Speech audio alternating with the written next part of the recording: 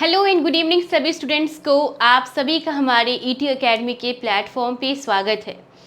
तो चलिए स्टार्ट करते हैं क्लास को। आज हमारा जो करंट अफेयर्स का सीरीज चल रहा है उसका डे 39 है। ठीक है, बहुत इंपॉर्टेंट न्यूज़ हमने कर रखा है। आज में ना स्पेशल होगा कि ज़्यादा क्वेश्चंस हम देखेंगे विज्ञान और प्रौद्योगिकी से। ठीक है, लाइक अगर अभी से देखोगे ना तो एक दो बार रिविजन कर लीजिएगा तो फिर वो आपका कंप्लीट हो जाता है। तो आइए स्टार्ट करते हैं और देखते हैं कि आज की पहली न्यूज़ क्या है। ठीक है, ऐसा विज्ञान और प्रौद्योगिकी की बहुत सारे क्वेश्चन है, लेकिन और भी मिक्सअप भी आपको देखने को मिलेंगे। तो देखिए फर्स्ट न्यूज़ क्या है। फर्स्ट न्यूज़ है कि राष्ट्रीय सिकल सेल एनीमिया उन्मूलन मिशन। अगर आपको याद होगा तो मैं जब आपको बजट पढ़ाई थी तो बजट में मैंने इस चीज़ का मेंशन किया था, क्योंकि बजट में था। ठीक है, तो ना फिर अब यहाँ पे हम देखेंगे इसको इंडिविजुअल तरीके से कि अच्छा ये जो हुआ है किसके द्वारा स्टार्ट किया गया है, कहाँ से स्टार्ट किया गया है, वो सारे चीज़ को देख लेंगे। क्योंकि हमने उस टाइम पे पढ़ा था कि अच्छा ये जो सिकल उन्मूलन है ना उसको कब तक उन्मूलन किया जाएगा, तो 2047 तक। बट हम थोड़ा सा उसमें थोड़ा सा और ज़्यादा फैक्ट्स देख लेते हैं आज। तो क्या है कि जो राष्ट्रीय सिकल सेल एनीमिया उन्मूलन मिशन है ना, इसको शहडोल MP से जो है इसको स्टार्ट किया गया है। तो ये जो एनीमिया उन्मूलन है, सिकल एनीमिया उन्मूलन, इसको कहाँ से स्टार्ट किया गया है, तो इसको मध्य प्रदेश में जो शहडोल है वहाँ से स्टार्ट किया गया है। किसके द्वारा, तो प्रधानमंत्री नरेंद्र मोदी जी के द्वारा। देखिए बहुत ही इंपॉर्टेंट हो जाता है जब किसी राज्य के CM और प्रधानमंत्री जब किसी चीज़ का इनॉग्रेशन करते हैं या फिर किसी चीज़ को जारी करते हैं तो वो आपके एग्जाम के पॉइंट ऑफ व्यू से बहुत ही ज़्यादा इंपॉर्टेंट हो जाता है। तो इसको प्रधानमंत्री नरेंद्र मोदी जी ने शहडोल से जो है इसको लॉन्च किया है। और क्या उद्देश्य रखा गया है, लक्ष्य रखा गया है कि हम जो है मतलब भारत जो है वो 2047 तक क्या करेगा, तो राष्ट्रीय सिकल एनीमिया उन्मूलन को उन्मूलित कर देगा पूर्ण रूप से। ओके, सेकेंड न्यूज़ है यूक्लिड अंतरिक्ष यान। ये क्यों चर्चा में है यूक्लिड अंतरिक्ष यान, क्योंकि इसके द्वारा ना अभी इसको ना किसने लॉन्च किया है, इसको स्पेस एक्स से क्या किया गया है, तो यूक्लिड अंतरिक्ष यान को लॉन्च किया गया है। ये जो है कब लॉन्च किया गया, तो 1 जुलाई 2023 को लॉन्च किया गया और इसे फाल्कन 9 रॉकेट के माध्यम से लॉन्च किया गया है। अब देखो इसको दो पॉइंट समझने की जरूरत है। जो आप यहाँ पे देख रहे हो ना यूक्लिड अंतरिक्ष यान, तो अगर पूछा जाए कि इसको लॉन्च किसने किया है तो आपका आंसर होगा स्पेस एक्स। बट अगर पूछ लिया जाए कि इसको किसके माध्यम से लॉन्च किया गया है तब आपका आंसर क्या होगा, फाल्कन 9 होगा। और इसको डिज़ाइन किसने किया है, ये जो अंतरिक्ष यान है इसको डिज़ाइन किया गया है यूरोपीय अंतरिक्ष एजेंसी के द्वारा। तो किसने इसको डिज़ाइन किया है, तो इसको डिज़ाइन किया है यूरोपीय अंतरिक्ष एजेंसी के द्वारा इसको डिज़ाइन किया गया है। और उद्देश्य क्या है, अब कुछ ना कुछ तो उद्देश्य रहा होगा इसको लॉन्च करने का। तो इसका उद्देश्य है कि डार्क मैटर और डार्क एनर्जी के अध्ययन हेतु, तो मतलब स्टडी करेंगे किस चीज़ का, तो डार्क एनर्जी जो है और डार्क जो मैटर है उसका अध्ययन करेगा ये एजेंसी।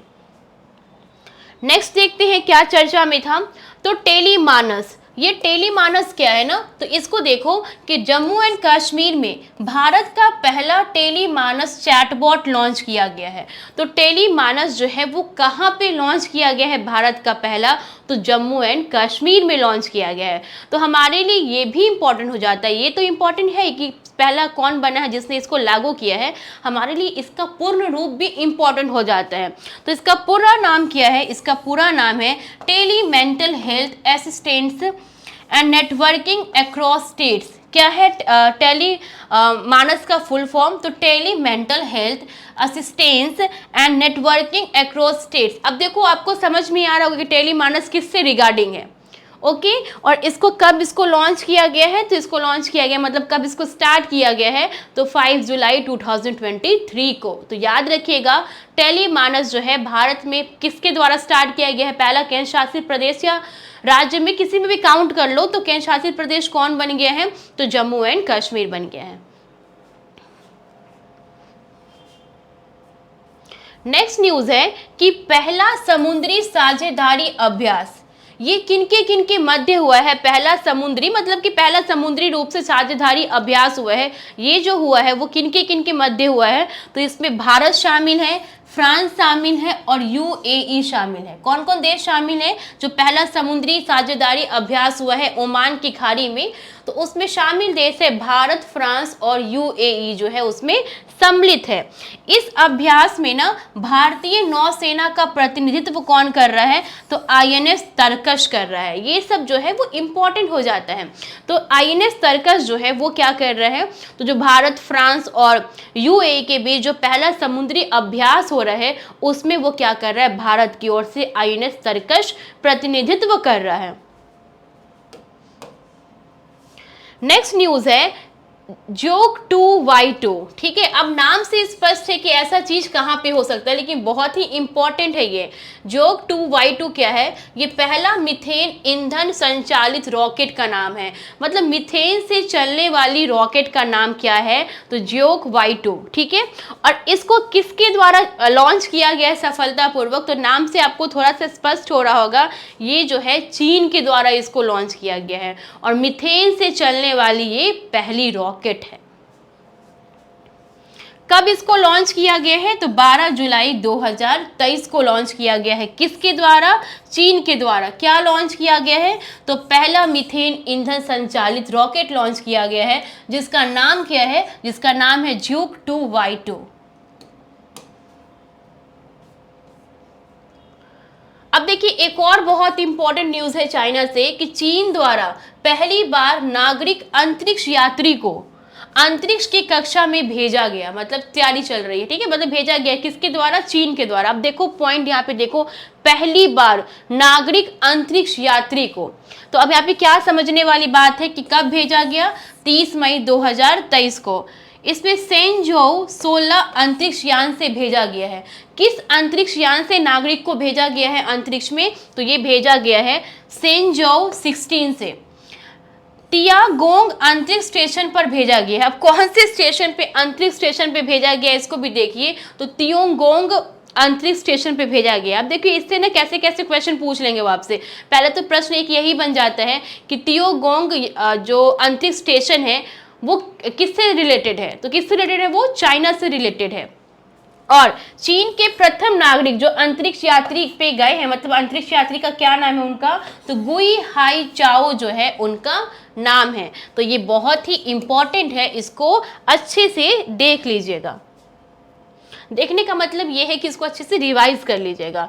नेक्स्ट न्यूज है कि भारतीय अंतरिक्ष नीति 2023, इसको ना 6 अप्रैल 2023 को जो हमारी कैबिनेट मिनिस्टर है, केंद्रीय मंत्रिमंडल है, उन्होंने इसको क्या किया है? तो पारित किया है। किस चीज को? तो भारतीय अंतरिक्ष नीति को। कब पारित किया गया? तो 6 अप्रैल 2023 को। इसमें बात क्या कही गई ना कि इसके तहत 2600 करोड़ रुपए की लागत से महाराष्ट्र के हिंगोली में laser interferometer gravitational wave observatory स्थापित की जाएगी। अब देखिए यहाँ से प्रश्न क्या बन सकता है? प्रश्न ये बन सकता है, दो प्रश्न बन सकते हैं। ठीक है, लेकिन ज़्यादा चांसेस है कि सेकंड वाला प्रश्न ज़्यादा बनने का चांसेस है। पहला प्रश्न क्या बनेगा कि भारतीय अंतरिक्ष नीति 2023 को कब प्रारंभ किया गया? तो 6 अप्रैल 2023 को किया गया। और इसके तहत जो पहला क्या बोलते हैं, laser interferometer gravitational wave observatory स्थापित की जा रही है। वो कहाँ की जा रही है? तो महाराष्ट्र के हिंगोली में की जा रही है। नेक्स्ट है टाइफा 1। क्या है? टाइफा 1 को देखिएगा तो केन्या जो है अफ्रीकी कंट्री, केन्या ने अपना पहला ऑपरेशनल अर्थ ऑब्जर्वेशन सैटेलाइट जो है वो लॉन्च किया है। किसने? तो केन्या जो है वो पहला, मतलब कि केन्या अफ्रीकी देश है, उसने ना अपना पहला ऑब्जर्वेटरी जो है वो लॉन्च किया है, जिसका नाम क्या है? तो टाइफा 1 नाम है। अब देखो इसको थोड़ा सा याद करने का तरीका, इतना सारा याद करना होता है ना, तो कभी कभी कहीं पे अगर ट्रिक लग जाए कि ज़्यादा लोड ना पड़े, याद हो जाए, तो इसको ऐसे याद कर लो कि कन्या को क्या मिलता है? तोहफा मिलता है। तो ऐसे करके याद रखना, केन्या और टाइफा 1। ठीक है, इस तरीके से याद रख लीजिएगा। कब इसको प्रारंभ किया गया, मतलब लॉन्च किया गया? तो अप्रैल 2023 में। और इस सैटेलाइट का नाम क्या है? तो टाइफा 1 नाम है इसका। नेक्स्ट न्यूज है पीएम मित्र। पीएम मित्रा पार्क जो है वो कहाँ पे इस्टेब्लिश होगा। तो पीएम मित्रा पार्क जो है, पहले ये समझ दो पीएम मित्र पार्क है क्या। ये ना वस्त्र उद्योग के लिए, मतलब वस्त्र उद्योग को बढ़ावा देने के लिए क्या किया गया है, तो सरकार के द्वारा, भारत सरकार के द्वारा इसको स्टार्ट किया गया है। तो इन्होंने सोचा है ना कि स्टार्टिंग में हम 7 जगह जो है पीएम मित्र पार्क को स्टैब्लिश करेंगे, और सबसे पहले इन्होंने तमिलनाडु में किया है इसको, और उसके बाद 6 राज्यों में क्या करेंगे, इसको स्टैब्लिश करेंगे। ठीक है।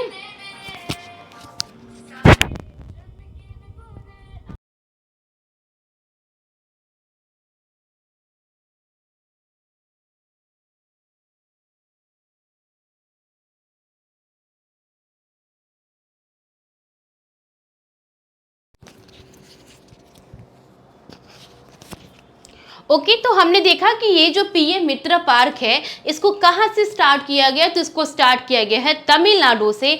और 6 राज्य कौन कौन से हैं जहाँ पे ये पार्क स्टैब्लिश होंगे।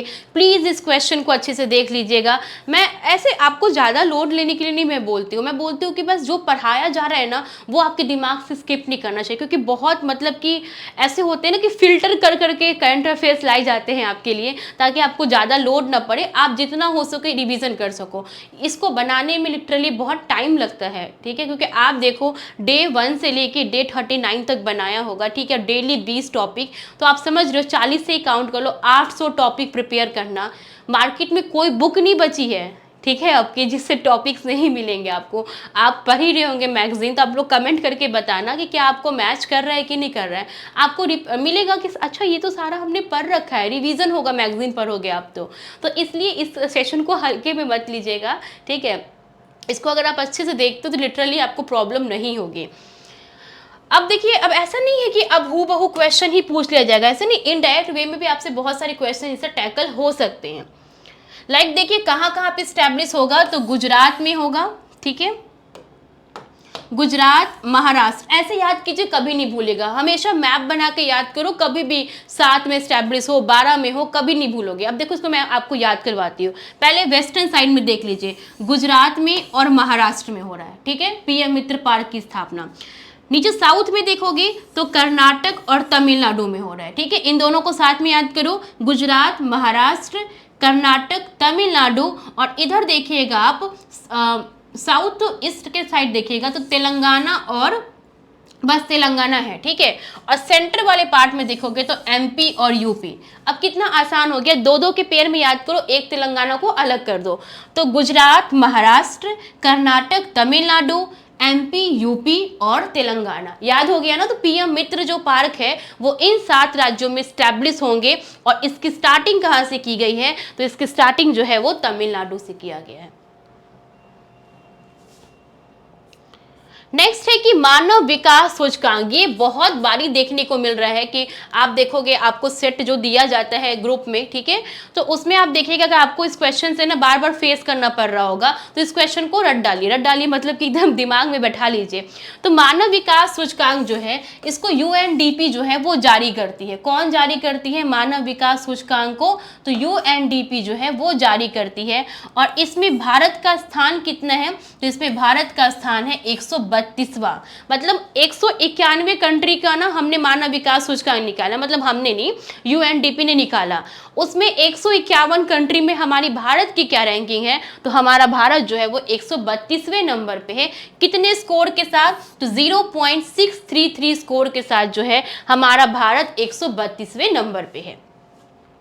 शीर्ष 3 देश पे कौन है जहां पे मानव विकास सूचकांक में शीर्ष 3 स्थान पे कौन है, मतलब ह्यूमन डेवलपमेंट इंडेक्स में। अगर आप टॉपर्स को देखोगे, बोलते हैं ना कि रैंकर्स बताइए 1 2 3, तो अगर इनको देखिएगा तो स्विट्जरलैंड है, नॉर्वे है और आपका आइसलैंड है। ये 3 जो है वो शीर्ष पे है, हमारा भारत जो है वो 132वें नंबर पे है।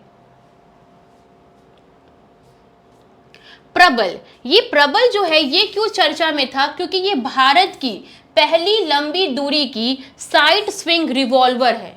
प्रबल क्या है, तो ये भारत की पहली है, जहां भी पहला लग जाए मोस्ट वीवीआई हो जाता है, भले एग्जाम में पूछे ना पूछे, बट हमें अपने दिमाग में रखना है कि अच्छा पहला है तो बहुत इंपॉर्टेंट है। अगर जब आपने ऐसे अपने माइंड को बोल दिया कि बहुत इंपॉर्टेंट है, तो वो सोचेगा ना कि अच्छा बहुत इंपॉर्टेंट है तो मुझे इसको अच्छे से रखना पड़ेगा इसके मेमोरी में, ठीक है, ताकि ये बाद में मुझे बोले ना कि तुम्हें मैंने बोला था कि बहुत इंपॉर्टेंट है फिर भी तुमने माइंड में नहीं रखा इसको। तो ऐसा बोलोगे ना, क्योंकि होता है ना, आप देखोगे जैसे आप बोलते हो वैसे आप बनते चले जाते हो, तो अच्छा ही बोलिए अपने आप को। तो ये भारत की पहली लंबी दूरी की साइड स्विंग रिवॉल्वर है। इसे 18 अगस्त 2023 को लॉन्च किया गया है। ये इधर की ही न्यूज़ है। इस रिवॉल्वर की अगर मारक दूरी को देखोगे आप तो कितना है, तो 50 मीटर है। जो प्रबल है ना, प्रबल, ठीक है, इसकी मारक दूरी कितनी है, तो 50 मीटर है। और ये इधर की न्यूज़ है, अगस्त 2023 में इसको लॉन्च किया गया है। और भारत की पहली लंबी दूरी की साइड स्विंग रिवॉल्वर है कौन, प्रबल।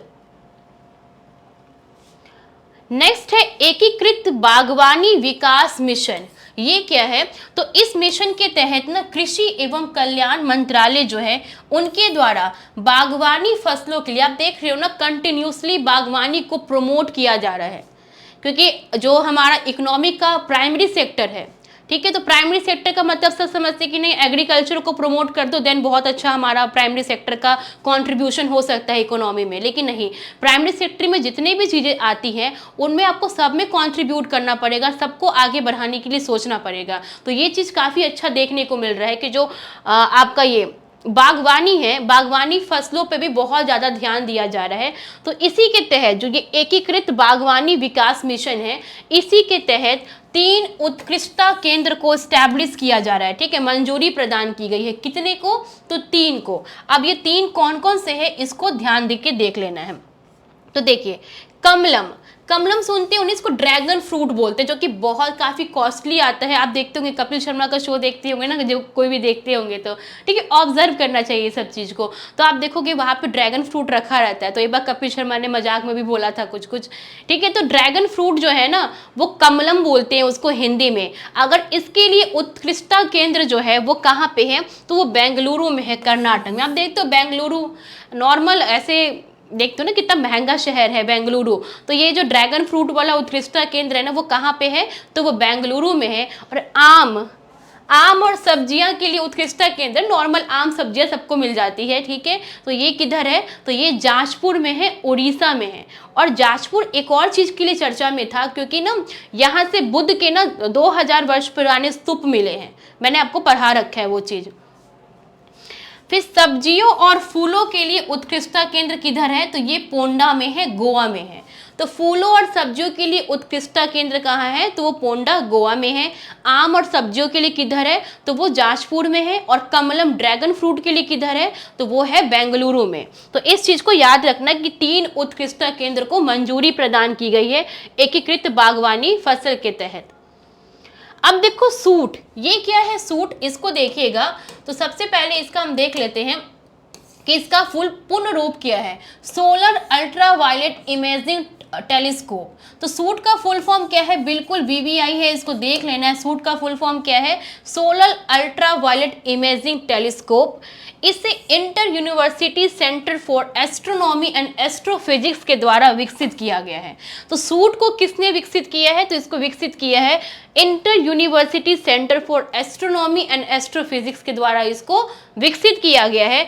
और अब देखो, आपको अब समझ में आएगा कि ये इंपॉर्टेंट किया है, क्यों है। अभी आपने देखा ना, आदित्य L1 जो है इसको लॉन्च किया गया है, जो सौर्य के लिए अभियान चला है, ठीक है, मैं उसको भी करवाऊंगी, ठीक है। तो ना ये जो सूट है ना, इसको तैयार करने का जो मुख्य पर्पस था वो ये था कि इस टेलीस्कोप को इसरो के द्वारा आदित्य L1 मिशन के साथ अंतरिक्ष में भेजा गया है। तो सूट को ना इसरो ने क्या किया है, इसको प्रिपेयर इसलिए किया गया था कि जब आदित्य L1 को हम भेजेंगे ना, तो उसके साथ सूट को भेजा गया। तो इसरो ने ना सूट को भेजा है आदित्य L1 के साथ अंतरिक्ष में।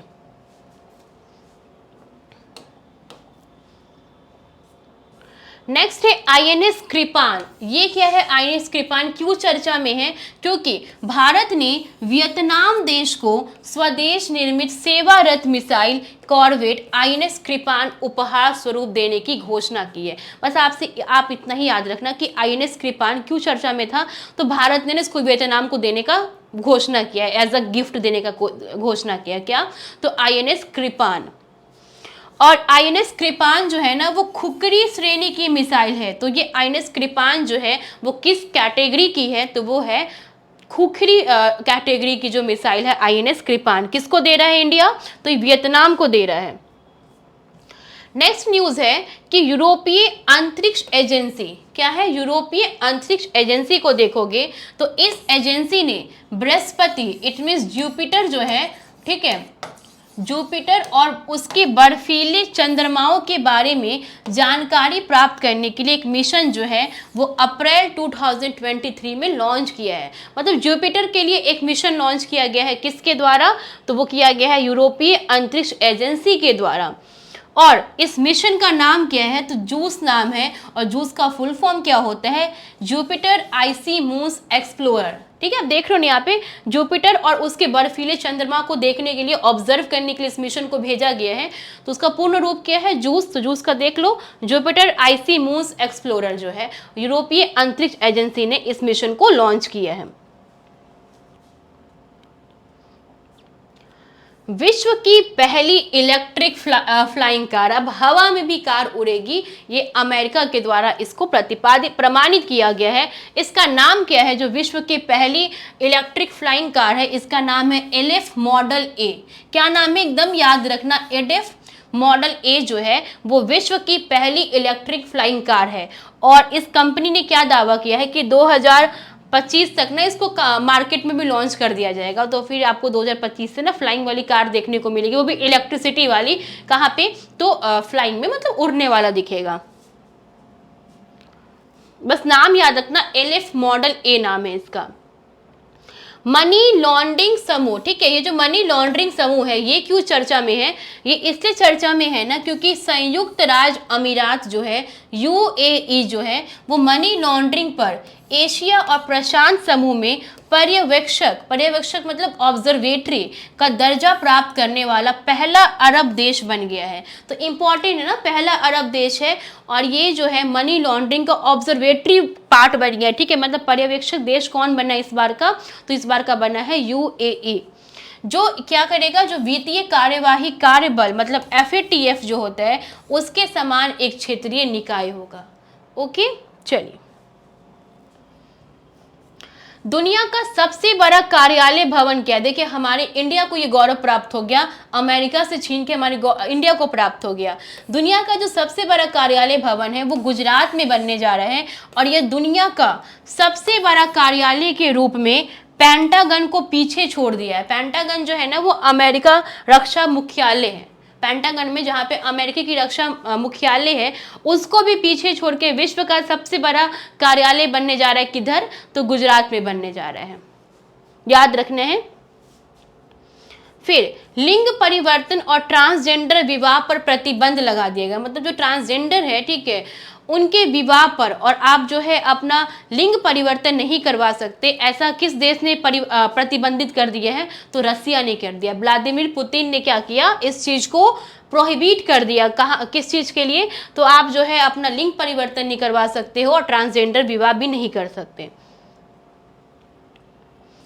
भारत की पहली पुलिस ड्रोन यूनिट कहाँ पे ये होने जा रहा है? तो ये चेन्नई में, ठीक है, चेन्नई में भारत की पहली पुलिस ड्रोन यूनिट जो है वो लॉन्च की गई है। अब देखते हैं क्यों लॉन्च की गई है। तो ग्रेटर चेन्नई सिटी पुलिस ने विशाल क्षेत्रों पर हवाई निगरानी और आपराधिक गतिविधियों का त्वरित पता लगाने के लिए पुलिस ड्रोन यूनिट को लॉन्च किया है। अब देखते हैं ड्रोन से कितना मतलब कि कितना ज़्यादा वो सरल टाइप हो जाता है, सरल इन द सेंस कि आसान टाइप हो जाता है। क्योंकि आपने देखा होगा जब उरी अटैक हुआ था, ठीक है, मतलब जब इधर से इंडिया की तरफ से स्ट्राइक किया गया था, सर्जिकल स्ट्राइक, तो उसमें ड्रोन ने बहुत बड़ी अपनी भूमिका निभाई थी। ठीक है, तो चलिए आप लोग कमेंट करके मुझे बताइएगा कि आप लोग को सेशन कैसा लगा। फिर जिस तरीके से हमने ना मॉडर्न हिस्ट्री का कंप्लीट किया ना क्विक रिवीजन में, उसी तरीके से 1-2 दिन के अंदर हम क्या करेंगे? ज्योग्राफी वाला सेक्शन कंप्लीट करेंगे, इंडियन ज्योग्राफी को। ठीक है, एक आपका क्विक रिवीजन होगा। अब ऐसा टाइम नहीं है कि आपको सब वो करवाया जाए कि एक्सप्लेन करके पढ़ाया जाए, वो आप लोगों ने पढ़ रखा होगा। अब बस आपको ब्रशअप करने की जरूरत है, लाइक बूस्टर डोज देने की जरूरत है। ओके, तो चलिए फिर मिलेंगे नेक्स्ट क्लास में नेक्स्ट टॉपिक के साथ। तब तक के लिए सभी को bye, good night, thank you.